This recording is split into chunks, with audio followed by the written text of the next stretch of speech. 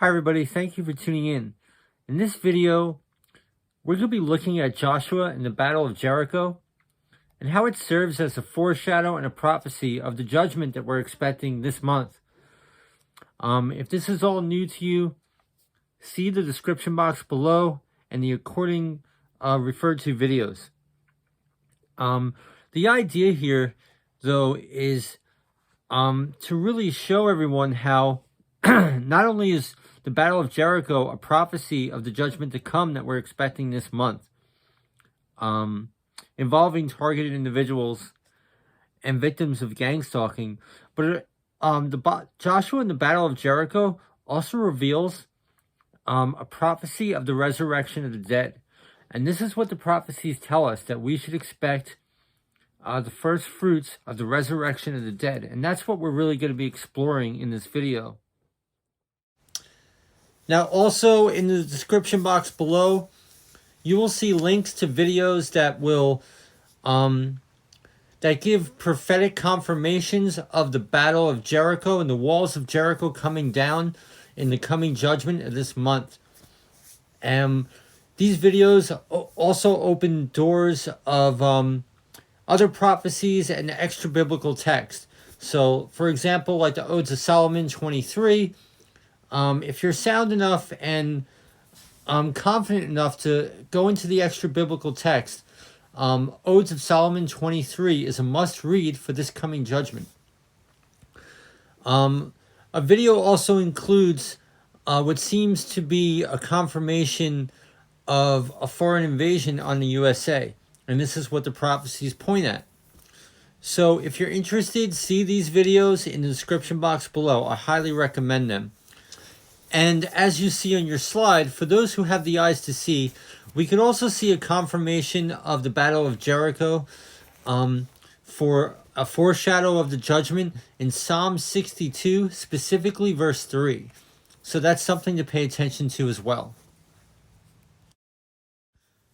Okay, now in this video, I really want to focus on just verse 5, but for some context, let's take a look at Joshua 6, verses 2 through 4. And the Lord said to Joshua, "See, I have given into your hand Jericho, and the king thereof, and the mighty men of valor." Now we know through Bible prophecy, one of the shadows of the walls of Jericho are our corrupt government agents who are involved in gang stalking, who are above the law, and there literally needs to be a move of God to bring them down. And this is what we see in verse 2, the men of valor. Now let's look at verse 3, because this is interesting. In verse 3, again, we see a shadow of Gideon's army. And I've covered this before, but all throughout the scriptures, we see in the coming judgment a shadow of Gideon's army. It actually says in the book of Isaiah, "Bring them down as in the days of Midian," and that was the battle of Gideon's army. And on your slide that you see on your screen, I've covered this in a previous video. These are just shadows of Gideon's army, and it's a story of how all these people want to join the fight, but God narrows it down to 300 people. And it's my assumption through reading these prophecies that these people chosen will probably be TIs, because the battle is won through how? Broken vessels, lamps, and the horn of the trumpet. And TIs are broken vessels. And it's a scary thing to come up for us in these last days. It's a scary thing to face the belly of the beast, so to speak. And so God is looking for some seasoned TIs that are tough, that could take a punch, and that are not afraid. And if you're a TI, you know all you could do is take a punch. That's all there is to do, is learn to take a punch. So we see that in the shadow of Gideon's army. So it's interesting how we could see that in Joshua 6, verse 3 as well. Okay, now verse 4, it talks about the trumpets. and the marching around the walls. But what I really want to get into is verse 5. And this is where we see a shadow of the resurrection of the dead. And this is interesting because this is what we should be expecting to come to pass this month. So let's explore that. Okay, so here we are in Joshua 6, verse 5. And this is the punchline here. In this verse, we see clear reflections of what the Bible tells us about the day of the Lord and God's judgment. So let's take a look at verse 5, and let's pick this apart. And it shall come to pass that when they make a long blast with the ram's horn, and when you hear the sound of the trumpet, all the people shall shout with a great shout, and the wall of the city shall fall down flat, and the people shall ascend up, every man straight before him. Now, do you see the resurrection of the dead in this verse? After the shout, and all the people shall ascend up, every man straight before him. This is the resurrection of the dead. And we're going to prove this through the Bible. Now, this, of course, takes us to one of the most famous verses in the Bible about the day of the Lord. And that's, of course, 1 Thessalonians chapter 4, 16 through 17. So let's look, and we'll clearly see the shadow of what we just read in the book of Joshua. For the Lord himself shall descend from heaven with a shout, and with the voice of the archangel, and with the trump of God, and the dead in Christ shall rise first. Then, of course, in verse 17, we have a reference to the rapture, but that's for another video. But this is interesting because what we're covering here is we should know that the battle of Jericho is a shadow of what's to come before the rapture. Now, Paul, in writing the first book of Thessalonians, he probably knew about the foreshadow of the battle of Jericho. It's pretty easy to see this stuff in the scriptures. But he also probably got this from Jesus resurrecting Lazarus in the Gospels. And that's what we're going to look at because there's some very amazing parallels here. So let's check it out. Now we see the story of Lazarus in the book of John, chapter 11. So let's hang out and listen to the word of God. Chapter 11. Now a certain man was sick, Lazarus of Bethany, the town of Mary and her sister Martha. It was that Mary who anointed the Lord with fragrant oil and wiped his feet with her hair, whose brother Lazarus was sick. Therefore the sisters sent to him, saying, Lord, behold, he whom you love is sick. When Jesus heard that, he said, This sickness is not unto death, but for the glory of God, that the Son of God may be glorified through it. Now Jesus loved Martha and her sister and Lazarus. So when he heard that he was sick, he stayed 2 more days in the place where he was. Then after this he said to the disciples, Let us go to Judea again. The disciples said to him, Rabbi, lately the Jews sought to stone you, and are you going there again? Jesus answered, Are there not 12 hours in the day? If anyone walks in the day, he does not stumble, because he sees the light of this world. But if one walks in the night, he stumbles, because the light is not in him. These things he said, and after that he said to them, Our friend Lazarus sleeps, but I go that I may wake him up. Then his disciples said, Lord, if he sleeps, he will get well. However, Jesus spoke of his death, but they thought that he was speaking about taking rest in sleep. Then Jesus said to them plainly, Lazarus is dead. And I am glad for your sakes that I was not there, that you may believe. Nevertheless, let us go to him. Then Thomas, who is called Didymus, said to his fellow disciples, Let us also go, that we may die with him. So when Jesus came, he found that he had already been in the tomb 4 days. Now Bethany was near Jerusalem, about 2 miles away. And many of the Jews had joined the women around Martha and Mary to comfort them concerning their brother. Then Martha, as soon as she heard that Jesus was coming, went and met him, but Mary was sitting in the house. Then Martha said to Jesus, Lord, if you had been here, my brother would not have died. But even now I know that whatever you ask of God, God will give you.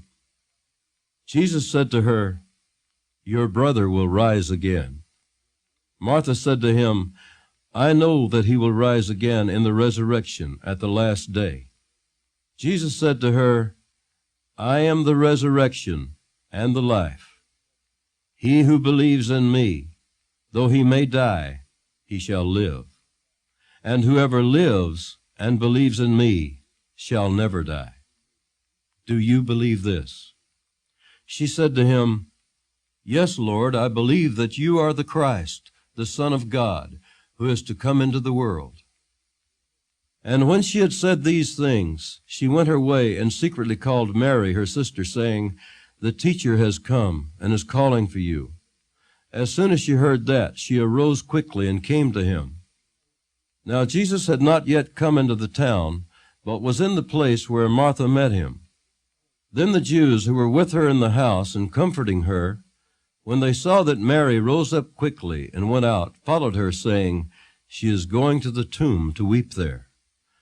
Then when Mary came where Jesus was and saw him, she fell down at his feet, saying to him, "Lord, if you had been here, my brother would not have died." Therefore, when Jesus saw her weeping, and the Jews who came with her weeping, he groaned in the spirit and was troubled. And he said, "Where have you laid him?" They said to him, "Lord, come and see." Jesus wept. Then the Jews said, "See how he loved him." And some of them said, "Could not this man who opened the eyes of the blind also have kept this man from dying?" Then Jesus, again groaning in himself, came to the tomb. It was a cave, and a stone lay against it. Jesus said, "Take away the stone." Martha, the sister of him who was dead, said to him, "Lord, by this time there is a stench, for he has been dead 4 days." Jesus said to her, "Did I not say to you that if you would believe, you would see the glory of God?" Then they took away the stone from the place where the dead man was lying. And Jesus lifted up his eyes and said, "Father, I thank you that you have heard me. And I know that you always hear me. But because of the people who are standing by, I said this, that they may believe that you sent me." Now when he had said these things, he cried with a loud voice, "Lazarus, come forth." And he who had died came out bound hand and foot with grave clothes, and his face was wrapped with a cloth. Jesus said to them, "Loose him and let him go." Then many of the Jews who had come to Mary and had seen the things Jesus did believed in him.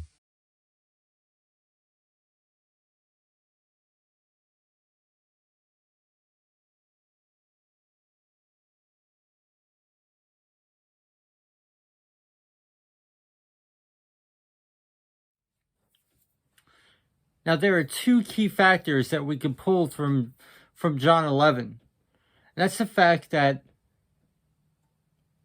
Jesus waited 4 days to resurrect Lazarus.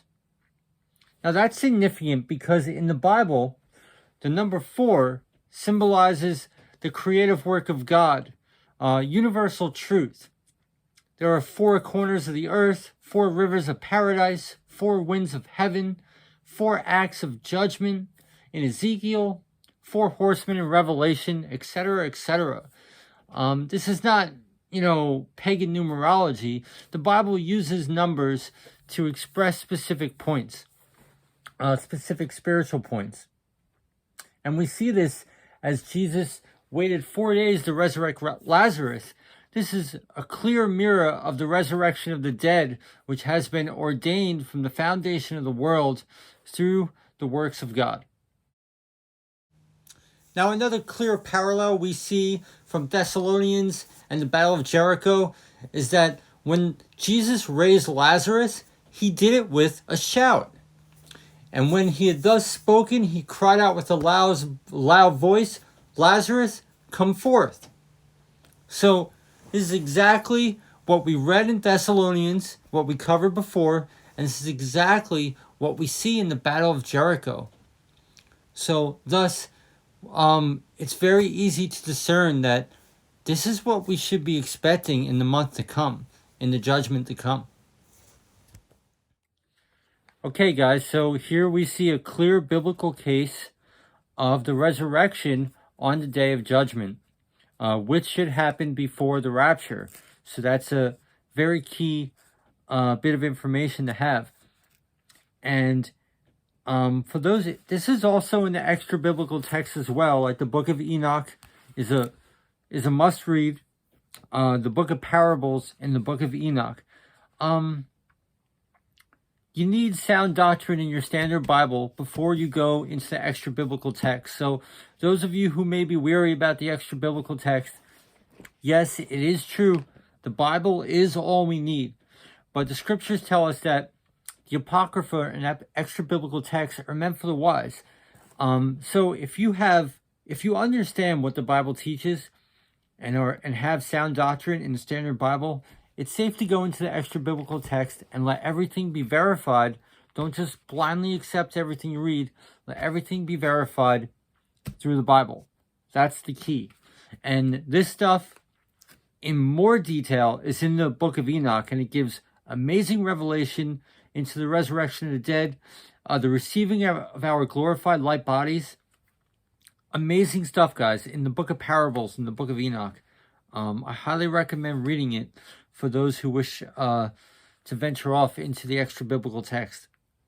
Okay, thank you for tuning in. God bless you.